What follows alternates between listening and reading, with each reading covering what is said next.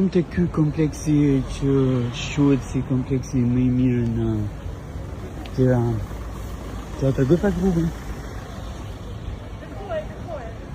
Është I vetmi kompleks në Tiranë që është ndërtuar pa krijuar asnjë lloj mundësie, qoftë edhe për 5 minuta, 10 minuta çerekore, për të ndaluar në rrugë, për të marrë diçka këtej ande, për të ndaluar një gjë.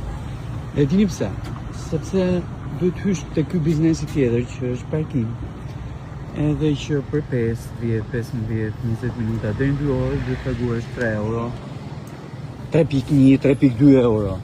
Këtu.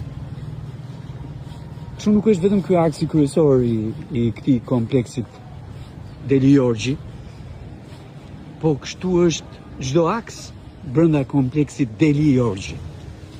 Domethënë, çdo aks I tij nuk t'jep asnjë lloj aksesi, asnjë lloj mundësie që ti të ndalosh. Ndërkohë që hapësirat publike janë bërë të gjitha klube. Po çfarë është më e rënda, pse erdha këtu, se kjo është një si e 7, natyrisht që ky është një model zhvillimi që s'duhet replikuar, përballë ti janë ndërtuar komplekse të tjera që s'ja u kanë mohuar njerëzve këtë mundësi, qoftë edhe për 5, për 10, për 15 minuta ndalim në anë të rrugës. Nuk ja kanë mohuar. Po erdha këtu sepse të gjithë këta që punojnë këtu, që s'kan parkime këtu, që duan të parkojnë, të lënë makinat këtu, e tjerë me radhë, vinë dhe parkojnë në anën tjetër. Dhe ana tjetër është Irfan Tomini.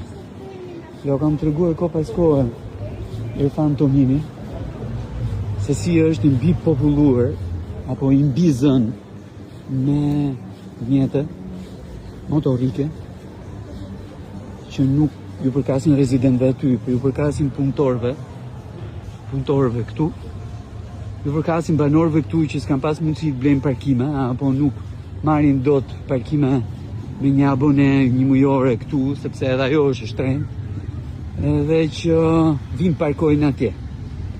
Natyrisht, një zgjidhje e plot për parkimin në Tiranë do t'i largoj ata nga atje, dhe do t'i sjell këtu, po prap.